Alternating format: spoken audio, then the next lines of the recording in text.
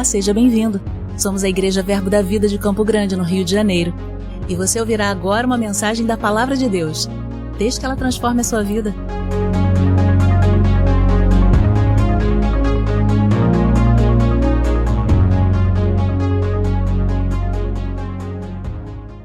Aleluia, Deus é bom, em todo tempo Ele é bom, amém, irmãos?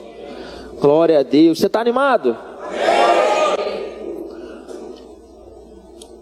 Sabe, irmãos, eu fico alegre demais, porque no ano de 2017, eu tive a oportunidade pela primeira vez, apareceu uma convocação para mim, para eu suprir uma necessidade, e eu comecei a me preparar e lecionar no Centro de Treinamento Bíblico Rema Brasil sobre a matéria História da Igreja. E quando eu comecei a me preparar, enquanto eu ministrava sobre aquele assunto, o Senhor construiu muitas coisas no meu coração. E uma delas foi a respeito do avivamento, do grande avivamento que Deus está disposto a realizar em nosso meio. O avivamento não é algo que está associado só ao nosso tempo, mas é algo que Deus sempre esteve disposto a fazer. É claro que houveram situações que favoreceram para que o avivamento acontecesse, ou outras situações que não favoreceram tanto, mas em todo tempo Deus realizou eventos sobrenaturais sobre a terra. Amém, queridos? Eu creio de fato que o avivamento que nós podemos provar hoje, ele é muito mais poderoso do que o avivamento que aconteceu em tempos passados, porque com Deus o final é sempre melhor do que o início. Nosso Deus não é um Deus que regride, Ele é um Deus que avança. Amém, queridos? Então, quando eu olho para essas coisas, eu enxergo isso. Porém, uma das coisas que eu comecei a observar era que Deus ia se mover de maneira extraordinária ao ponto de utilizar pessoas que talvez estavam acostumadas a ser usadas de maneira mais comum, como por exemplo, talvez uma pessoa tenha uma função que não tenha tanto destaque dentro da igreja local. É uma pessoa que ajuda nos bastidores ou serve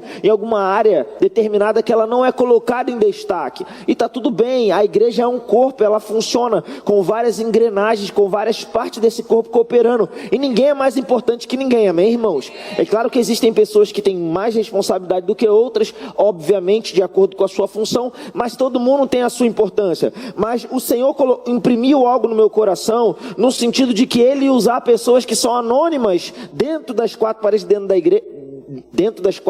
da igreja, mas de maneira destacada fora das quatro paredes da igreja. Porque, irmãos, da porta para fora, entre você ou o ministro não há diferença nenhuma. Você não há diferença nenhuma, você é filho de Deus. Deus quer te usar de maneira poderosa. E enquanto eu meditava nessas coisas e o Senhor construía isso dentro de mim, o Senhor começou a falar comigo que o fato da igreja se colocar no lugar que Deus tem ia gerar prosperidade, e as finanças iam ser uma forma da igreja se mover de maneira poderosa em relação à humanidade ou à terra. Irmãos, eu creio para as igrejas levantando grandes projetos, ONGs, grandes projetos sociais. Eu creio, irmão, para um tempo onde as próprias autoridades elas vão ter que se dobrar e reconhecer o valor e a relevância da igreja. Diz para mim, isso não está totalmente conectado com avivamento e visibilidade? Ei, esse é o tempo que Deus tem para os seus filhos se levantarem de maneira poderosa, de maneira gloriosa, serem colocados em lugar de destaque. Deus vai te usar na sua área de atuação, na sua profissão, através das suas finanças. Amém, irmãos? Aleluia. Você pode abrir a sua Bíblia comigo lá em Jeremias, no capítulo 29, por favor.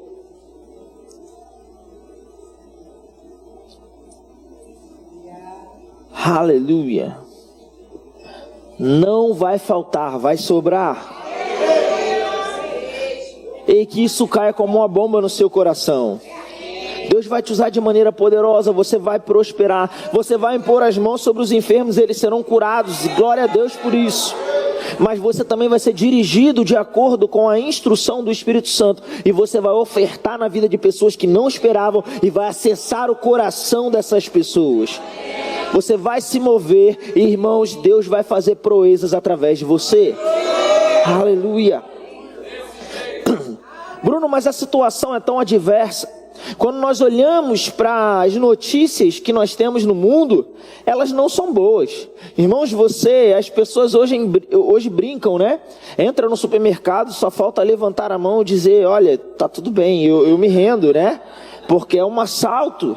Nossa, o preço das coisas está caro, o preço das coisas está elevado. Irmão, deixa eu te dizer uma coisa. Toda vez que você olha na história da humanidade, pela ótica bíblica, quanto pior a situação estava, mais poderosa era a ação de Deus para colocar as pessoas em um lugar diferente. Os hebreus estavam lá como escravos, vivendo uma situação, irmãos, miserável. E eles saem daquele lugar em direção à terra que mana leite e mel. E eles não saem de qualquer forma, eles saem riquíssimos, cheios de riquezas, porque os egípcios doaram, né? Deram de presente para eles aquelas riquezas. Tem um contexto, mas foi Deus que realizou isso. Irmãos, a gente não teria tempo aqui para descrever todas as vezes que Deus fez isso de maneira gloriosa e poderosa. Eu gostaria ainda de citar mais um evento específico que aconteceu no meio, inclusive, da história da igreja. Para quem não sabe, durante um período, né, depois que Jesus morreu, né, ressuscitou, passou-se um tempo, o evangelho começou a ser pregado, mas chegou um tempo onde os líderes religiosos da época, os líderes da igreja daquela época, eles começaram a fazer coisas erradas, e eles vendiam a salvação, e eles não permitiam que as pessoas estudassem a Bíblia, porque só eles poderiam conhecer. Começou a acontecer uma série de coisas erradas, eles estavam caminhando para um lugar muito errado, e sabe, irmãos, eles tinham um poder político muito grande, ao ponto até de poder matar as pessoas que pensavam contrário a eles. Eu digo para vocês, essa é uma situação favorável ou contrária? Completamente contrária. Você imagina uma pessoa naquele tempo que queria pregar a palavra, pregar a verdade. Eles eram assassinados. Foram muitos que foram martirizados e assassinados dentro desse contexto. Mas houve um homem que ficou muito famoso, né, como um dos grandes líderes da reforma, chamado Martinho Lutero. Esse homem, quando ele decidiu que algo precisava ser feito e que a palavra deveria ser pregada de uma maneira genuína, quando ele decidiu dizer, ei, quem salva não são os líderes religiosos, não é a oferta que você paga lá, não é a indulgência, você não pode comprar a salvação é pela fé em Cristo Jesus. Quando ele decidiu falar a respeito disso, irmãos, ele tinha tudo para ser assassinado, para ser executado. A situação era completamente contrária. Para você ter uma ideia, essas pessoas, os líderes religiosos, eles tinham poder político e o poder financeiro também estava com eles. Ele não tinha o que fazer, mas sabe, Deus move as coisas e os príncipes de um determinado lugar, eles simulam o sequestro daquele cara e levam aquele cara para o proteger e o guardar em um castelo.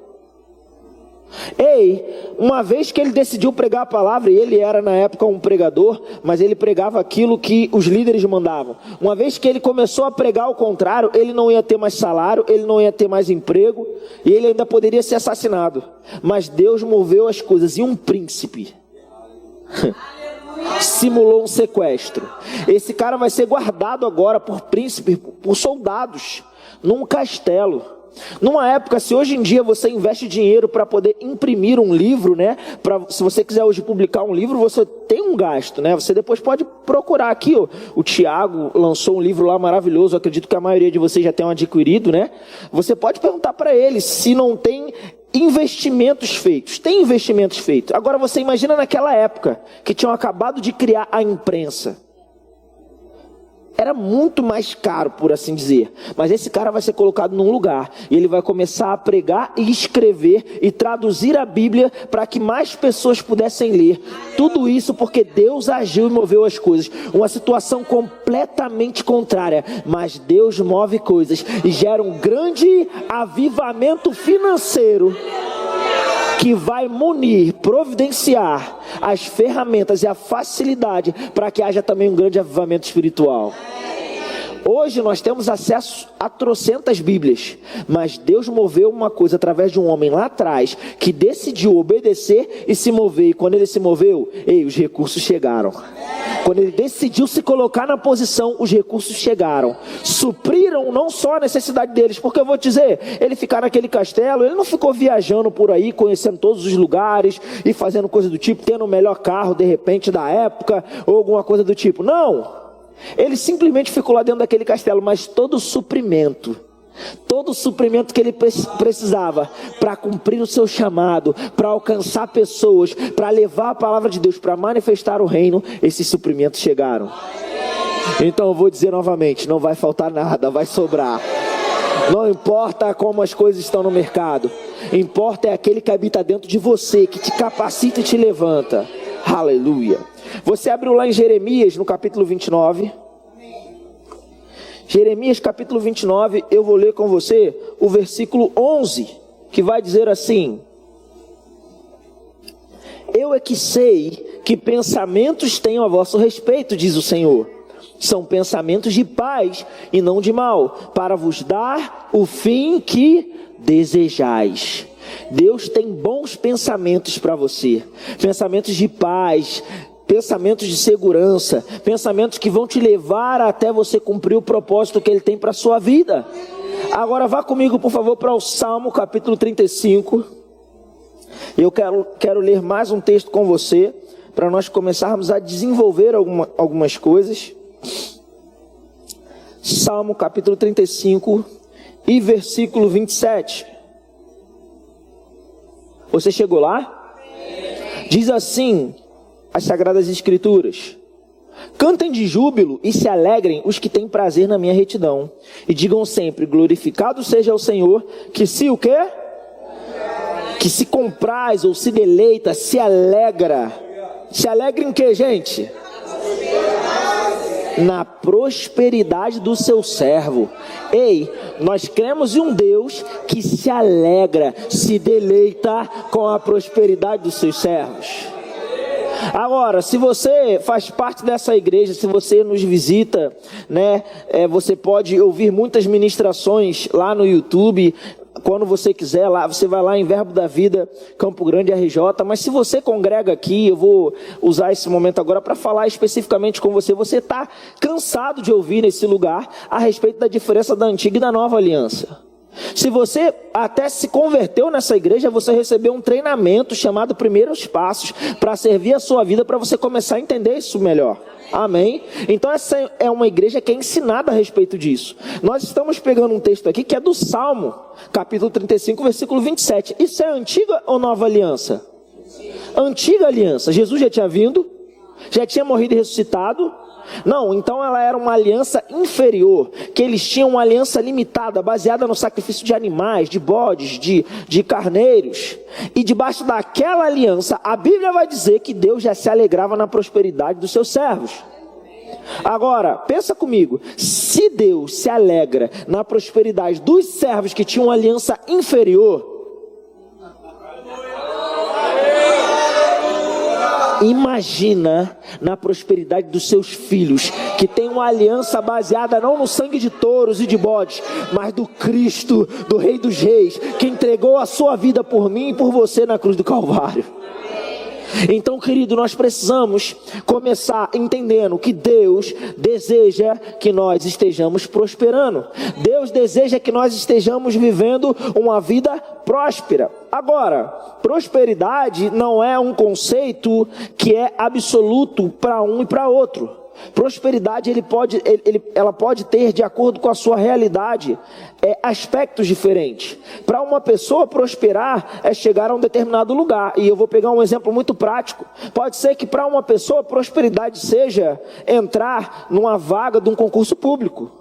E aquilo ali representa o sucesso daquela pessoa. Já para uma outra pessoa, prosperidade pode ser começar um negócio e aquele negócio crescer e ela prosperar com aquele negócio, gerar uma grande empresa. Tudo é de acordo com o seu propósito, com a sua visão, com o seu objetivo, amém? Os nossos propósitos não são baseados em qualquer coisa, mas nós somos guiados pelo Espírito de Deus, amém? Deus te criou, Ele colocou um projeto, um propósito dentro de você. É claro que a gente também precisa entender que prosperidade a gente não mede nos avaliando pela vida do outro. Para você avaliar se você é próspero ou não, não adianta você olhar para a vida da outra pessoa, você tem que olhar para a sua própria vida. Porque uma pessoa pode começar o ano a pé e terminar com a bicicleta, ela prosperou. E uma pessoa começou com um carro zero e terminou com um carro zero. E talvez nesse sentido ela não aconteceu nada, ela está na mesma situação.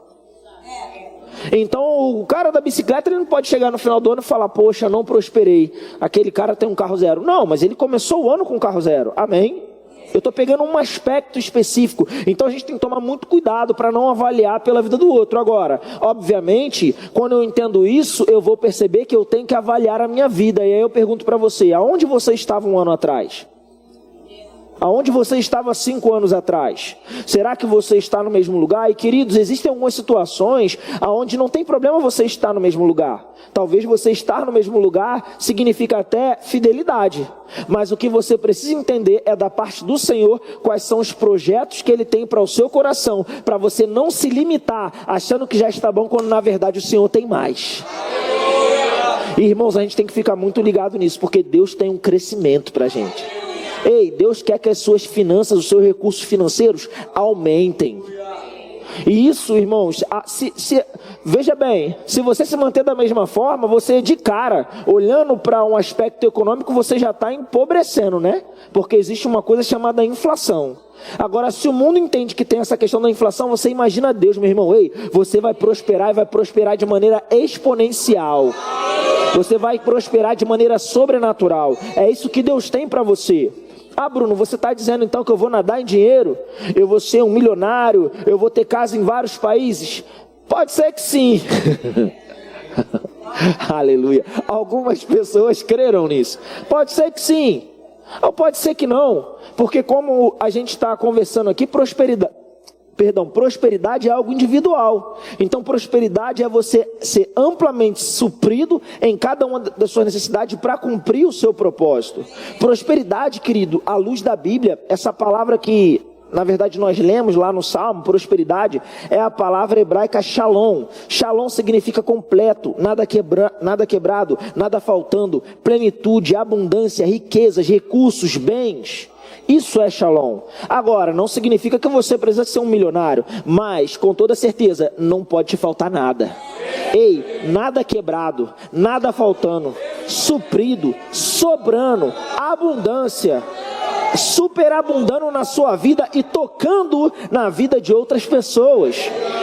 Amém, irmãos?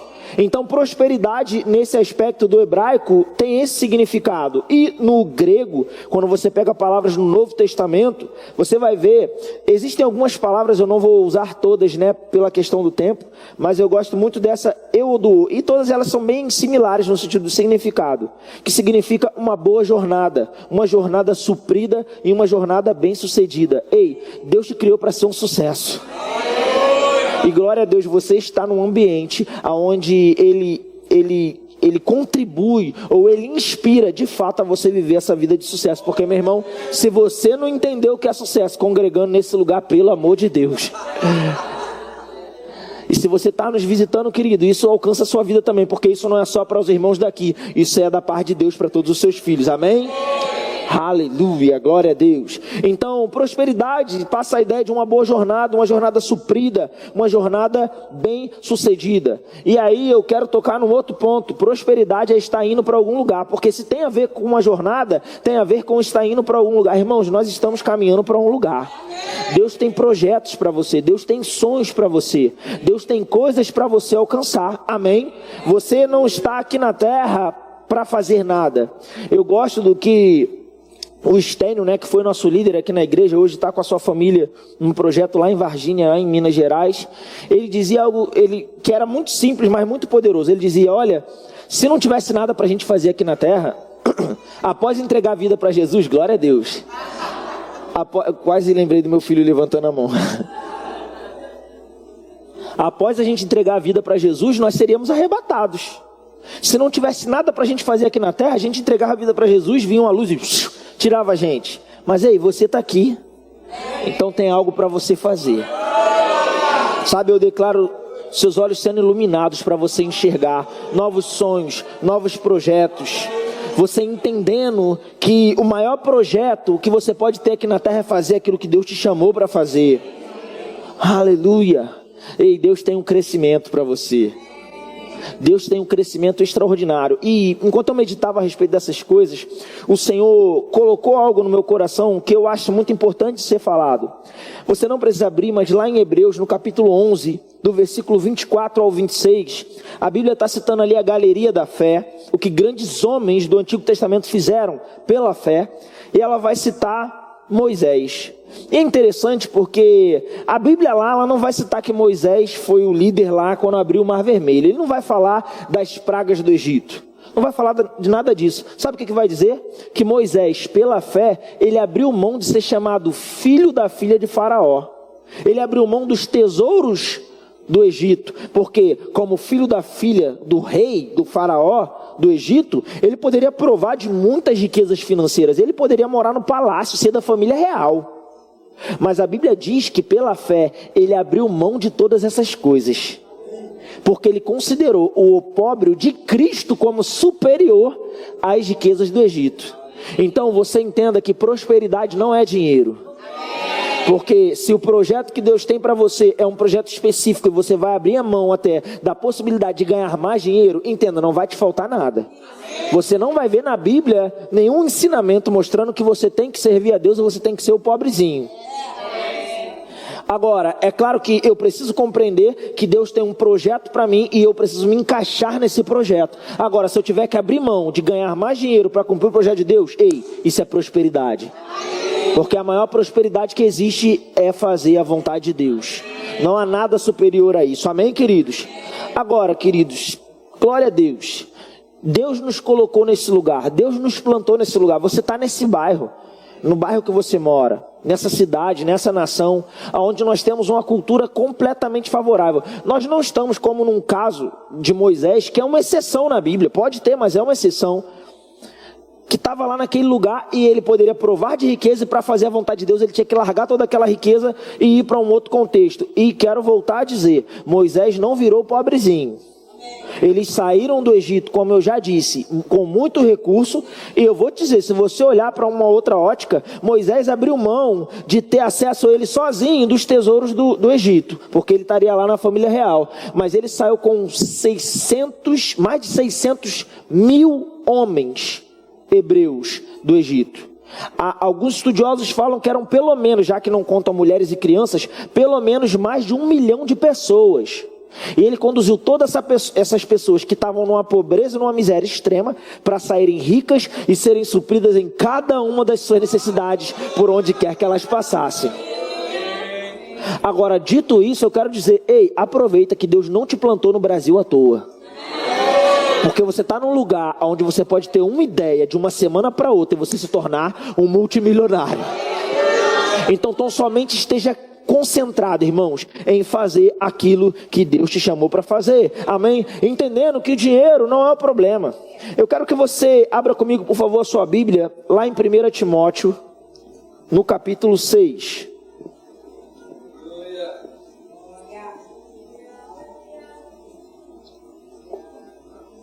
1 Timóteo, capítulo 6. Porque o diabo ele conseguiu plantar na cabeça de muitas pessoas, durante muito tempo, a ideia de que o dinheiro é uma coisa errada, o dinheiro é uma coisa ruim. Mas, irmãos, o dinheiro não é ruim, como a internet não é ruim, como muitas outras ferramentas que nós temos e coisas que nós temos no mundo que não são ruins. A questão é o propósito para o que as pessoas usam cada uma daquelas coisas. Amém? Você está lá em 1 Timóteo capítulo 6, versículo 10, diz assim, porque o dinheiro é a raiz de todos os males. Amém? É isso que está dizendo na sua Bíblia? Não, está dizendo que é o que é a raiz de todos os males? O amor ao dinheiro é a raiz de todos os males. Irmãos, o dinheiro não é o problema, o dinheiro é a solução. Porque o dinheiro na mão certa, ele vai ser usado com o propósito correto. O dinheiro na mão das pessoas certas, ele vai abençoar pessoas. Amém? Ele vai manifestar o reino de Deus. Você está no versículo 10, eu quero ler ainda com você o versículo 17. Que diz assim: exorta aos ricos do presente século, que não sejam orgulhosos, nem depositem a sua esperança na instabilidade da riqueza, mas em Deus, que tudo nos proporciona ricamente para o nosso aprazimento. Dá uma paradinha aqui comigo. A Bíblia está dizendo aqui que é errado ou é ruim ser rico? A Bíblia está dizendo aqui que quem é crente não pode ser rico financeiramente? Claro que não está. Na verdade, algumas pessoas utilizaram parte desse texto aqui de maneira muito errada. Se você ler com calma, você vai ver que tem uma parte que vai dizer que aqueles que querem ficar ricos, eles caem em tentação. Mas a Bíblia, se você ler o contexto, você vai perceber que ele está falando de uma pessoa gananciosa, que quer o dinheiro a todo custo. E o nosso coração não está no dinheiro. Porque é como alguém disse alguma vez e depois disso todo mundo começou a repetir, né? A gente não sabe mais quem falou. Mas o problema não é você ter dinheiro, o problema é o dinheiro te ter.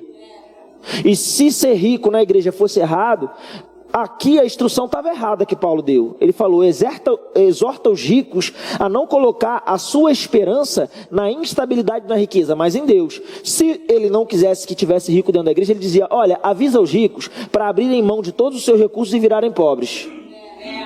Mas ele não fala isso, ele diz, olha, avisa os ricos para não colocarem toda a sua confiança na instabilidade das riquezas. E aí, querido, eu vou dizer para você, isso é um cuidado que a gente vai ter que ter, porque a gente vai crescer de maneira sobrenatural financeiramente, mas a gente vai ter que estar com o nosso coração guardado. E aí vai ter gente que vai dizer assim, não, mas Deus sabe de todas as coisas, né? A desculpa do pessoal que bota tudo na conta de Deus. Deus sabe todas as coisas. É, ele sabe todas as coisas, mas ele não é responsável pelo que ele sabe, né? O cidadão toma todas as suas decisões, toma decisão tudo errada, faz tudo errado, ou não faz nada, né? E depois ele fala, Deus sabe todas as coisas. É claro que ele sabe que tu não está fazendo nada, que tu está cheio de preguiça aí, é isso que ele sabe. Mas aí a pessoa fala, não, Deus sabe todas as coisas, porque se eu ficasse rico, eu ia me afastar dos caminhos do Senhor. E aí, como diria o meu pastor, aleluia... Querido, se você tem esse pensamento, você não vai se desviar se o dinheiro chegar. Você já está desviado, só está faltando a oportunidade. Você está com Jesus, não é porque você o ama, você está com Jesus por falta de opção. Porque o dinheiro chegasse, você já tinha ido embora há muito tempo. Aleluia, glória a Deus. Aí pode passar de novo o vídeo, receba Bruno César. Essa hora ia ficar legal. Amém, irmãos? Não há problema com o dinheiro. Ei, e vai chegar muito dinheiro para você. E você vai estar preparado, amém? Com o coração no lugar certo. Chega dessa ideia e desse conceito errado. Não, porque pobrezinho nasceu na manjedoura. Não, meu irmão, Jesus não era pobrezinho. Você vai aprender isso. Jesus era suprido em cada uma das suas necessidades. Ele nasceu na manjedoura por alguns motivos, inclusive cumprir as profecias, porque ele era o Cordeiro de Deus que ia morrer a nossa morte. Amém, queridos? Essa ideia de que ser pobre é ser humilde. E humildade, querido, tem nada a ver com pobreza. Eu estou morando num lugar onde quanto mais eu olho ao meu redor, mais eu me assusto com algumas coisas. Porque eu percebo de um lado pessoas vivendo numa extrema pobreza. E do outro, pessoas que vivem numa situação muito abundante, né, financeiramente falando. Né? Eles têm bastante recurso financeiro. Irmãos, que situação miserável, tanto de um lado quanto do outro. Porque você vê algumas pessoas que são bem pobres mesmo financeiramente. E aí, se você for conversar com essas pessoas, elas são muito receptivas para ouvir de Deus. Mas eles com certeza têm associado o entendimento de que ser pobre é ser humilde. Não tem nada a ver uma coisa com a outra não, meu irmão. Porque tem muito pobre e arrogante. E tem pessoa que é rica e é humilde. Amém? A questão é, existe a questão do espiritual e a questão do financeiro. Deixa eu citar aqui para você rapidamente. Um trecho aqui que eu separei para falar, você só ouve aí com muita atenção. Presta atenção nisso. Dinheiro é só resultado de troca e pode ser resultado de atitudes naturais e ou espirituais. Agora, olha isso. Existem gigantes espirituais sem dinheiro por não conhecer leis naturais sobre o dinheiro, e existem pessoas tão miseráveis que a única coisa que tem na vida é dinheiro, pois não conhecem as leis espirituais estabelecidas por Deus. Agora, eu posso dizer para você, olhando para as Sagradas Escrituras, sem sombra de dúvidas, Deus quer que você seja rico espiritualmente, com certeza.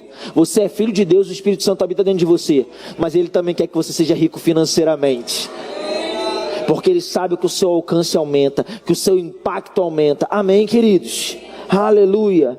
E eu quero convidar você a abrir comigo agora, por favor, lá em Gênesis, no capítulo 1. Deus deseja te prosperar, amém, queridos? De fato, você vai entender até o final desse seminário que Deus deseja te prosperar, mas Ele já te prosperou, por assim dizer. Porque a Bíblia vai dizer lá em 2 Coríntios capítulo 8, versículo 9: pois conheceis a graça do nosso Senhor Jesus Cristo, que sendo rico, se fez pobre por amor de vós, para que pela sua pobreza vocês fossem feitos ricos. Se você não sabia, você ficou sabendo agora, você é rico. E eu vou te dizer, essa riqueza que já está dentro de você, no reino do Espírito, ela vai crescer e ela vai tocar ao lado de fora. Agora, uma coisa que eu sempre penso, você está abrindo lá em Gênesis capítulo 1, a gente vai ler o versículo 26 já. Uma coisa que sempre penso acerca de dinheiro é, nós olhamos para a Bíblia e nós enxergamos algumas coisas, como por exemplo, uma pessoa enferma. A pessoa enferma, ela vai lá e ela crê para ser curada e ela recebe a sua cura. Então a pessoa estava enferma, houve uma ação da parte de Deus e ela é curada. E ela fica curada instantaneamente. E nós vemos isso diversas vezes na Bíblia. Está tudo bem.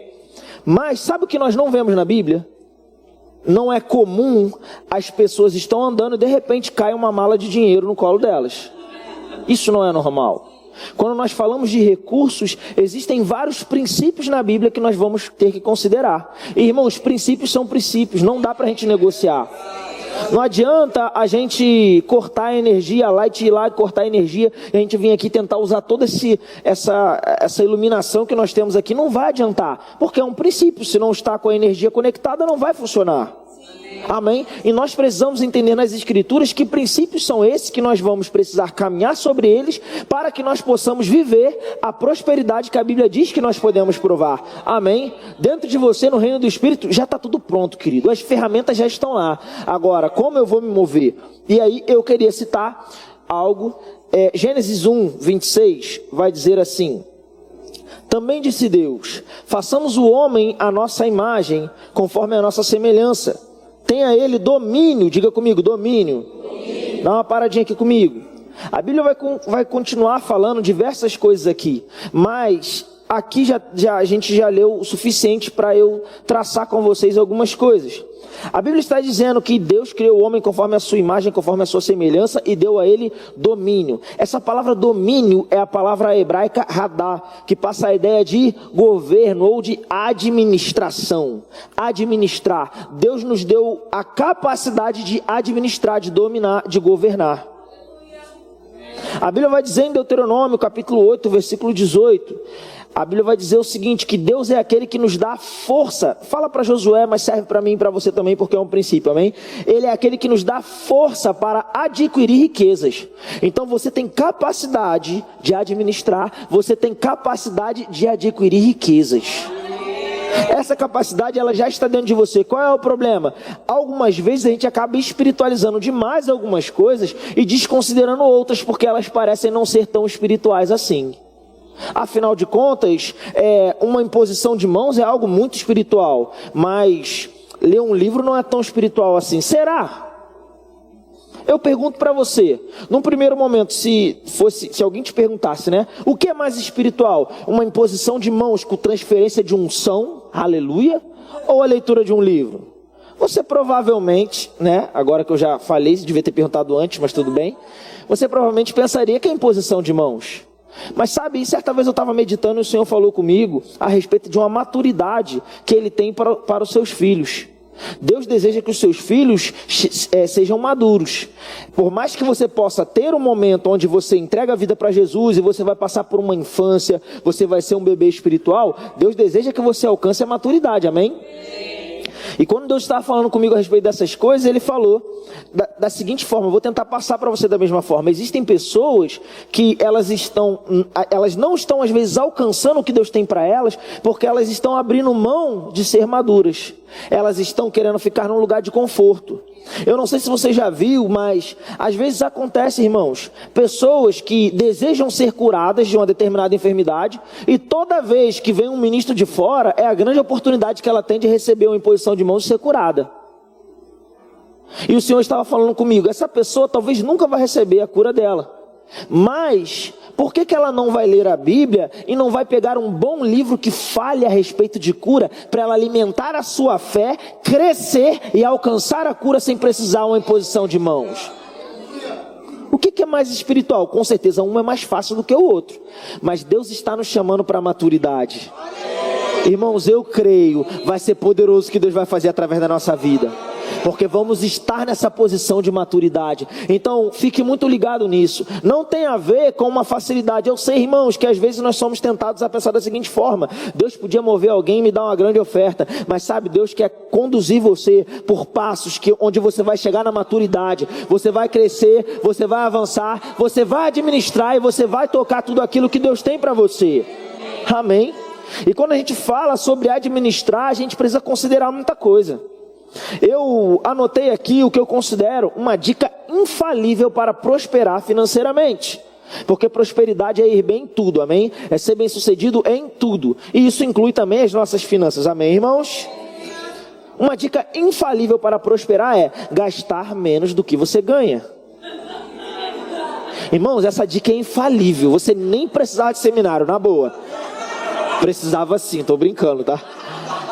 Mas só essa frase podia salvar a vida financeira de muitas pessoas. O problema é o quê? O cartão de crédito, aleluia. Hashtag pronto falei.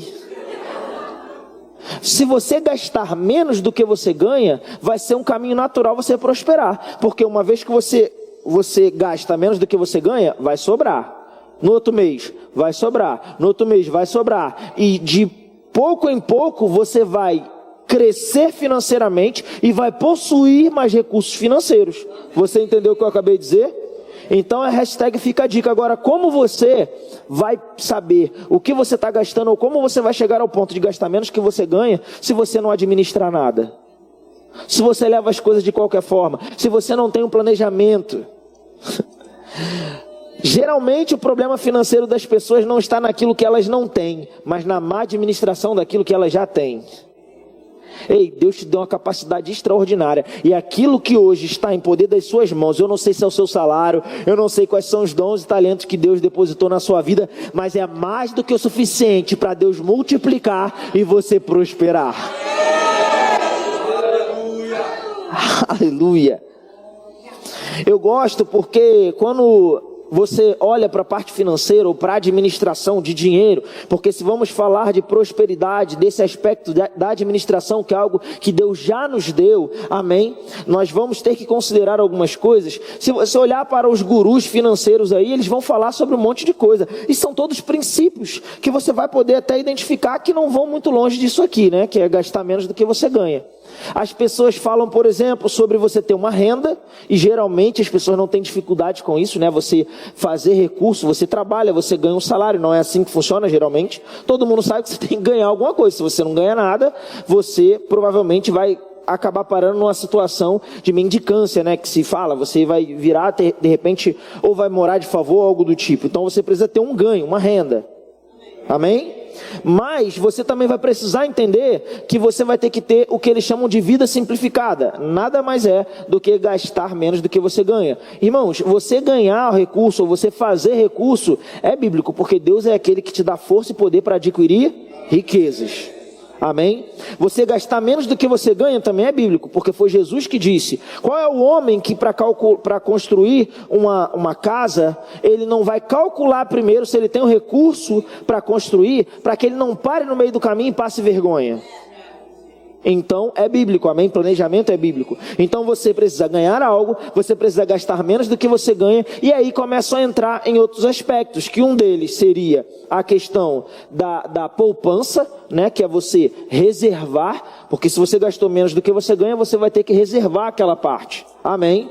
Querido, José, ele se tornou o segundo do Egito, ele saiu da prisão para se tornar o segundo do Egito só porque ele praticou isso.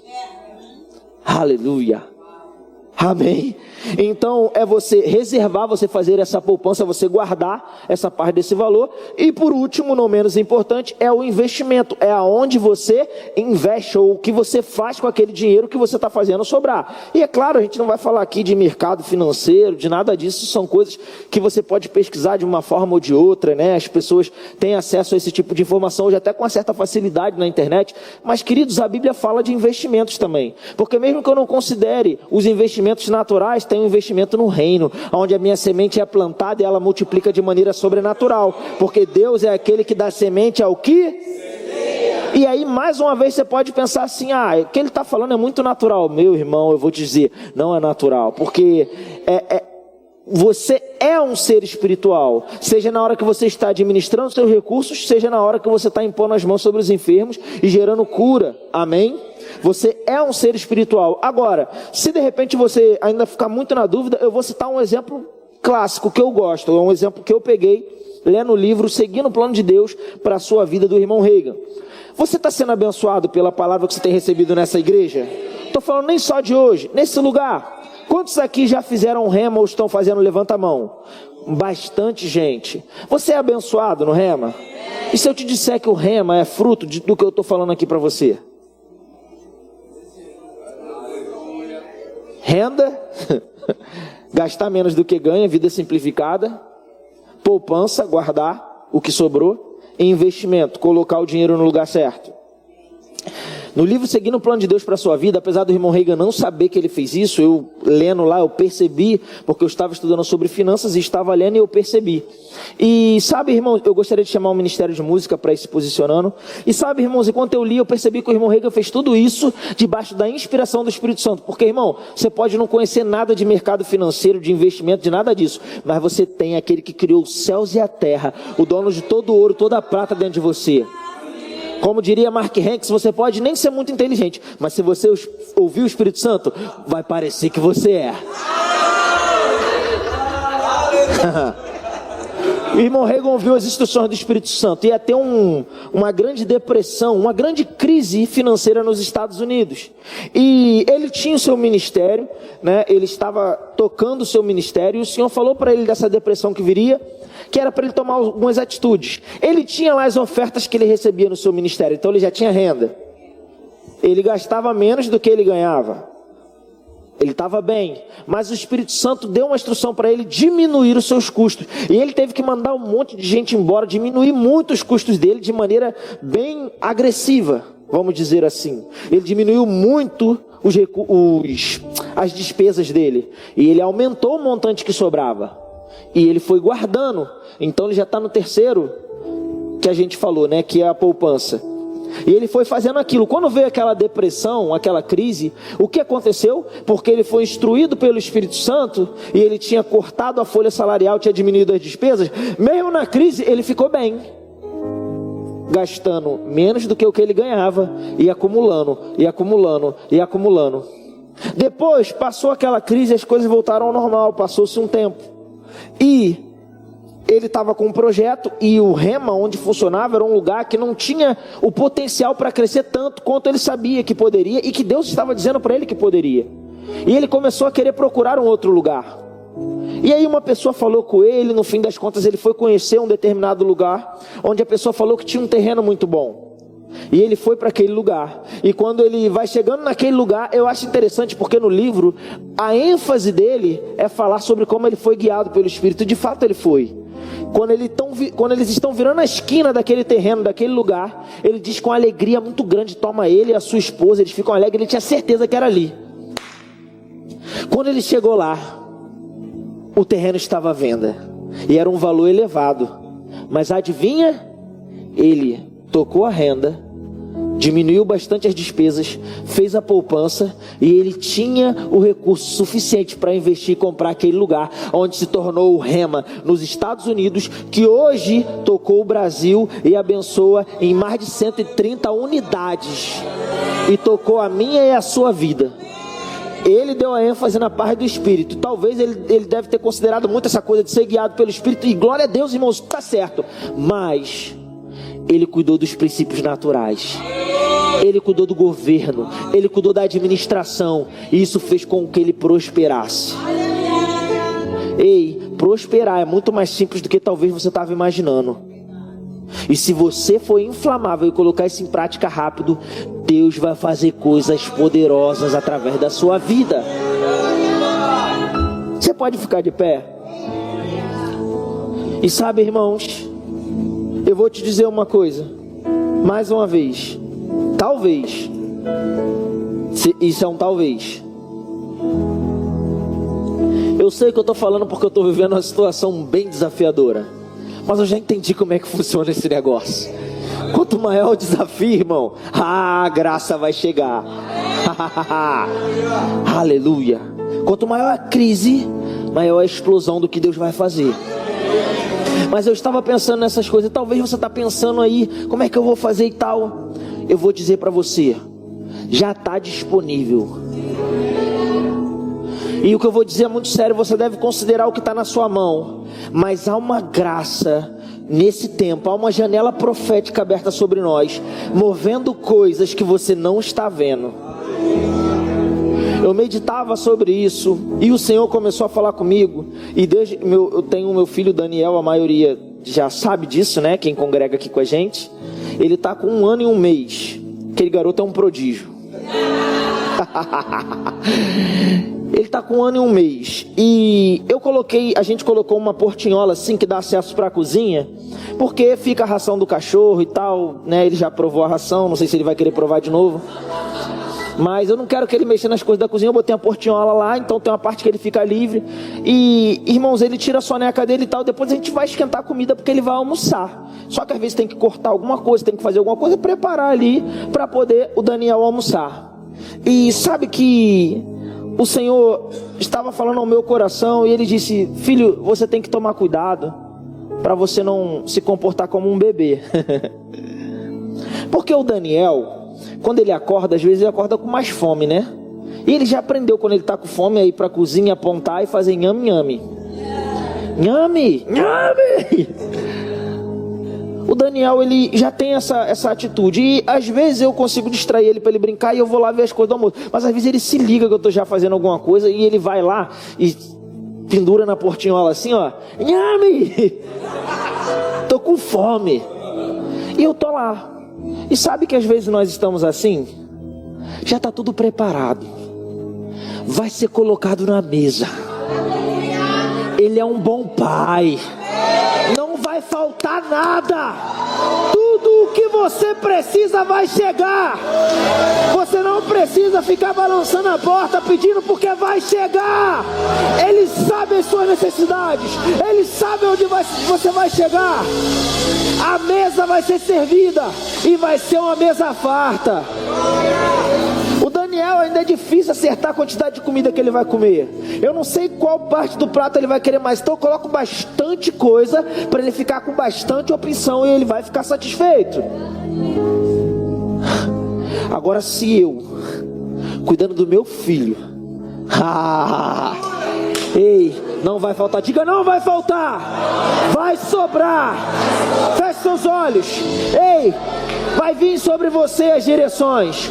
Vai vir por dentro, o Espírito Santo vai direcionar. As instruções vão chegar. Agora lembra, seja inflamável. Seja inflamável. Seja rápido para obedecer. Faça aquilo que talvez possa parecer natural, mas vão ser as ferramentas que vão te conduzir para, quem sabe, como o irmão Reagan, inaugurar um projeto que vai tocar todas as nações da terra. Ah, Bruno, se é grande demais. Quem disse que é grande demais? Nós somos um povo com mania de grandeza, porque nós temos um Deus habitando por dentro. Aleluia. Então vou tirar esse tempo agora. Nós vamos adorar o Senhor rapidamente, mas eu quero te convidar a você se render diante do Senhor nesse momento. Eu não tenho uma inclinação para fazer um apelo, muito pelo contrário, mas se renda diante do Senhor. Se coloca disponível. Seja mais ousado e intrépido. para tomar as atitudes que tem que ser tomada. E eu vou te dizer, até o final desses dias, se prepara, porque vai ficar tudo muito claro. Vai ficar claro, podia até estar embaçado, mas vai ficar claro. Aleluia, vamos adorar.